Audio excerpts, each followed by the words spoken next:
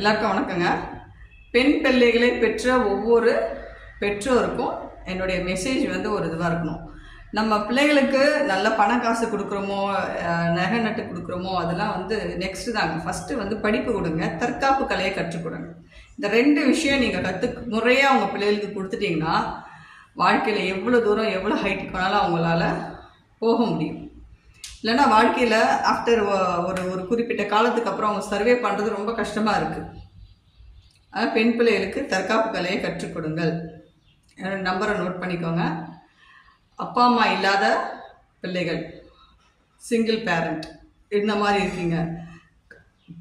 நான் 1லேருந்து 5ஆம் கிளாஸ் கூட படிக்கல, எனக்கு படிப்பறிவே இல்லை அப்படின்ற பிள்ளைங்க, அவங்களுக்கெல்லாம் என்னால் முடிஞ்சது உங்களுக்கு இலவசமாக சொல்லிக் கொடுக்குறேன்னு சொல்லிட்டு நான் பிளான் பண்ணியிருக்கேன்.